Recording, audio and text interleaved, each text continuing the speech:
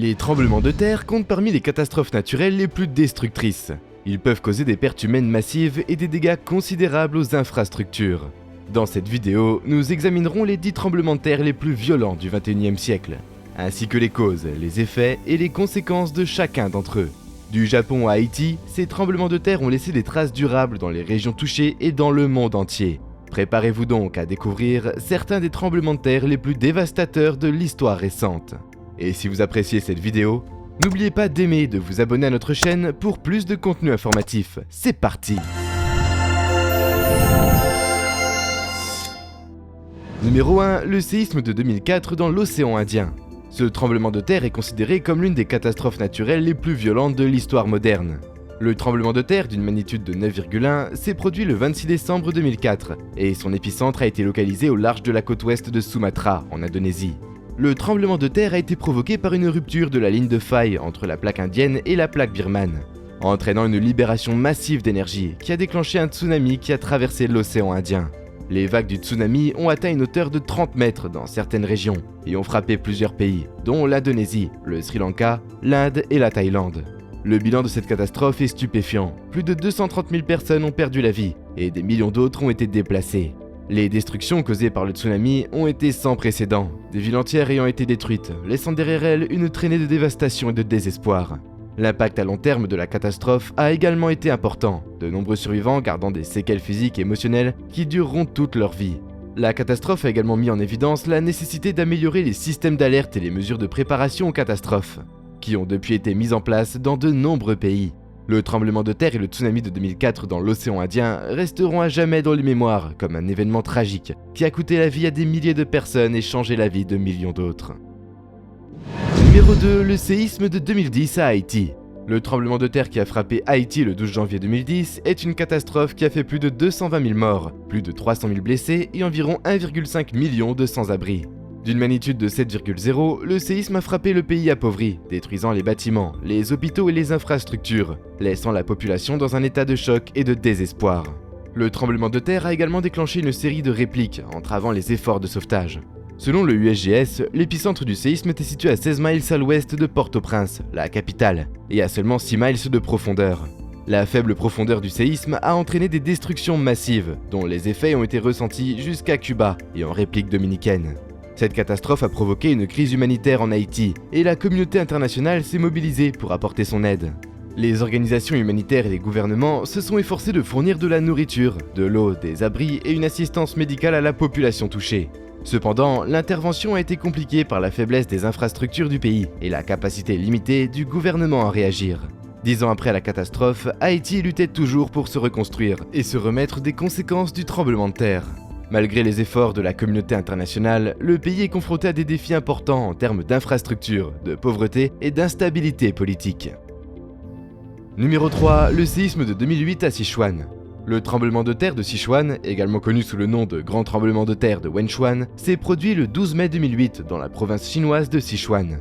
D'une magnitude de 7,9 sur l'échelle de Richter, le tremblement de terre a causé une dévastation généralisée et des pertes humaines. Selon les rapports officiels, le tremblement de terre a fait plus de 69 000 morts, plus de 18 000 disparus et plus de 374 000 blessés. Il s'agit de l'un des tremblements de terre les plus meurtriers de l'histoire moderne de la Chine. L'épicentre du tremblement de terre a été localisé dans le comté de Wenchuan, à environ 80 km au nord-ouest de la capitale provinciale Chengdu. Le tremblement de terre a été ressenti jusqu'à Pékin, Shanghai et Bangkok en Thaïlande. Les dégâts causés par le tremblement de terre ont été considérables, de nombreux bâtiments et infrastructures, y compris des routes, des ponts et des barrages, ayant été détruits ou gravement endommagés. Le tremblement de terre a également provoqué plusieurs glissements de terrain, ce qui a encore aggravé les dégâts. Le gouvernement chinois a mobilisé des secours massifs en réponse à la catastrophe. L'armée et les services d'urgence ont été déployés dans les zones touchées et de l'aide a été apportée du monde entier. La réaction du gouvernement a été largement saluée pour sa rapidité et son efficacité dans la gestion des conséquences de la catastrophe. Numéro 4, le séisme de 2011 à Tohoku. Le tremblement de terre qui s'est produit à Tohoku au Japon le 11 mars 2011 a été l'une des catastrophes naturelles les plus dévastatrices de l'histoire récente. Le tremblement de terre de magnitude 9 a déclenché un tsunami massif qui a inondé de vastes zones de la côte japonaise, causant des destructions et des pertes humaines considérables. Selon l'Agence nationale de police du Japon, la catastrophe a fait 15 897 morts, 6 157 blessés et 2 533 disparus. Elle a également causé d'importants dégâts aux infrastructures, notamment aux bâtiments, aux routes et aux chemins de fer, pour un coût économique estimé à plus de 300 milliards de dollars. Le tremblement de terre et le tsunami de Tohoku ont été provoqués par le mouvement des plaques tectoniques sous l'océan Pacifique, ce qui a entraîné un déplacement massif d'eau. Le séisme a été si puissant qu'il a accéléré la rotation de la Terre et modifié l'axe de la planète de plusieurs centimètres. Il a également provoqué un accident nucléaire à la centrale de Fukushima Daiichi, qui a libéré des matières radioactives dans l'environnement et forcé l'évacuation de dizaines de milliers de personnes. La réponse à la catastrophe a été rapide et complète. Les services d'urgence et les volontaires ont pu se mobiliser pour apporter de l'aide aux personnes touchées. Cependant, le processus de rétablissement a été lent et difficile. De nombreuses communautés luttant toujours pour reconstruire et faire face aux effets à long terme de la catastrophe. Numéro 5, le séisme de 2005 à Cachemire. Le tremblement de terre au Cachemire en 2005 est une catastrophe qui s'est produite le 8 octobre 2005. Le tremblement de terre, d'une magnitude de 7,6, a frappé la région du Cachemire, qui est divisée entre l'Inde et le Pakistan. L'épicentre du tremblement de terre a été localisé près de Muzaffarabad, la capitale du Cachemire sous administration pakistanaise. Le tremblement de terre a causé des destructions massives, faisant environ 80 000 morts et plus de 100 000 blessés. Le tremblement de terre a provoqué des glissements de terrain et l'effondrement de bâtiments, laissant des milliers de personnes sans abri et ayant besoin d'une assistance immédiate. La communauté internationale a réagi en apportant aide et assistance. La catastrophe a également conduit à une coopération accrue entre l'Inde et le Pakistan. Les deux pays ont travaillé ensemble pour fournir de l'aide aux régions touchées. Le tremblement de terre au Cachemire en 2005 a mis en évidence la nécessité de renforcer la préparation aux catastrophes et les mesures de réponse dans la région. Cette catastrophe a également mis en lumière le conflit actuel entre l'Inde et le Pakistan au sujet de la région du Cachemire et la nécessité d'une coopération et d'une diplomatie pour répondre aux besoins des personnes touchées. Numéro 6, le séisme de 2015 à Népal. Le tremblement de terre qui a frappé le Népal le 25 avril 2015 a été l'une des catastrophes naturelles les plus mortelles de l'histoire du pays. Selon les Nations Unies, le tremblement de terre a fait plus de 8000 morts et 22 000 blessés, et des centaines de milliers d'habitations ont été détruites ou endommagées. Le séisme de magnitude 7,8 a été suivi d'une série de répliques qui ont semé la panique et le chaos dans toute la région. De nombreux villages isolés ont été privés d'aide pendant des jours, en raison de glissements de terrain bloquant les routes et de conditions météorologiques défavorables, empêchant les hélicoptères de voler. Le tremblement de terre a eu un impact significatif sur l'économie du Népal, l'industrie du tourisme ayant été massivement touchée par la destruction ou l'endommagement de nombreux sites patrimoniaux, dont la place de Durbar de Bhaktapur, classée au patrimoine mondial de l'UNESCO. L'infrastructure du pays a également souffert, de nombreuses routes et ponts ont été endommagés, ce qui a rendu difficile l'accès des secours aux zones touchées. L'aide internationale a afflué pour soutenir le Népal au lendemain de la catastrophe.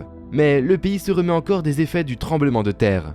On estime que plus de 3,5 millions de personnes ont besoin d'aide et que le processus de reconstruction est lent en raison des retards bureaucratiques et du manque de fonds. Numéro 7.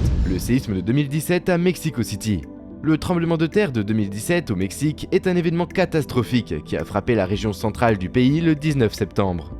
Le tremblement de terre, d'une magnitude de 7,1 sur l'échelle de Richter, a causé des dommages considérables, notamment l'effondrement de bâtiments et d'infrastructures, et a entraîné la perte de plus de 200 vies.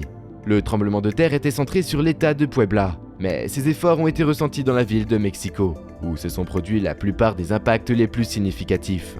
Ce tremblement de terre a été particulièrement dévastateur parce qu'il s'est produit le jour de l'anniversaire d'un tremblement de terre tout aussi destructeur qui avait frappé le pays en 1985.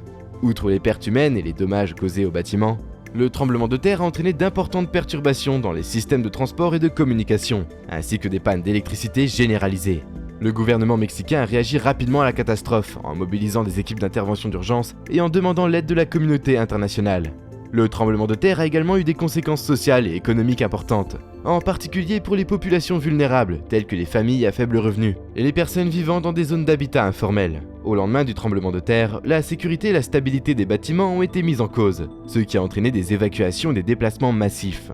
La catastrophe a également mis en lumière les problèmes liés au code et aux normes de construction, ainsi que la nécessité d'améliorer la préparation catastrophe et les stratégies de réponse au Mexique, et dans d'autres régions du monde sujettes au tremblement de terre.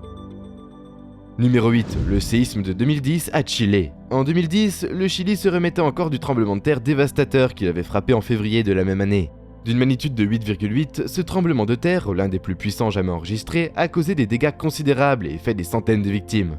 Le tremblement de terre a laissé de nombreux Chiliens sans abri et sans produits de première nécessité tels que la nourriture, l'eau et l'électricité.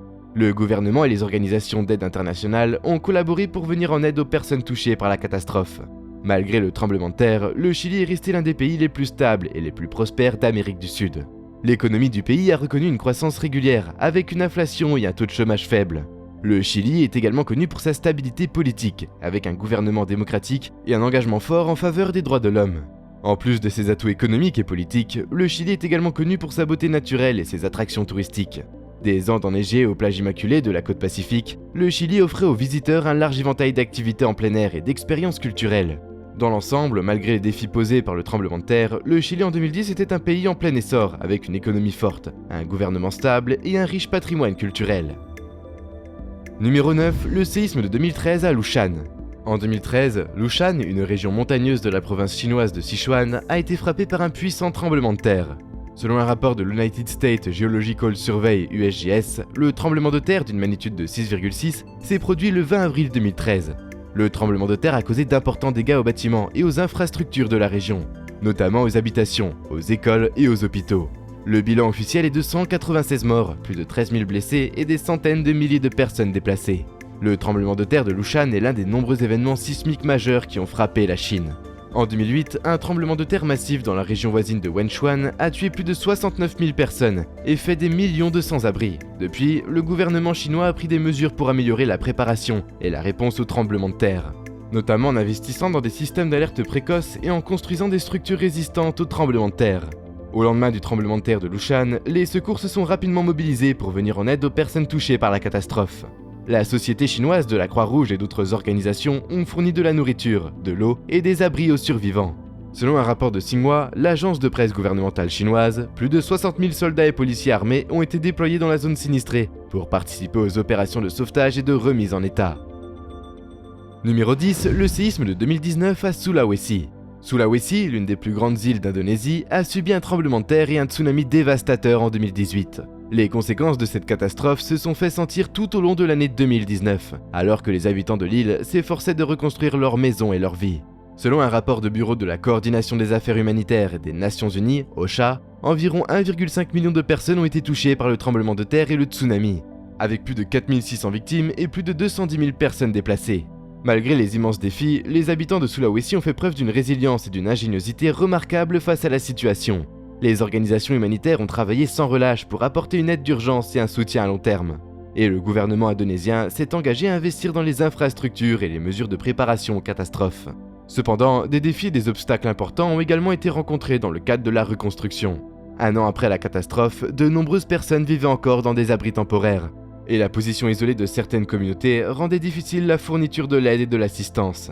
En plus, le conflit permanent dans la région a ajouté à la complexité de la situation. La situation à Sulawesi en 2019 était à la fois tragique et pleine d'espoir. Les habitants de la région étant toujours aux prises avec les conséquences de la catastrophe, tout en œuvrant pour un meilleur avenir.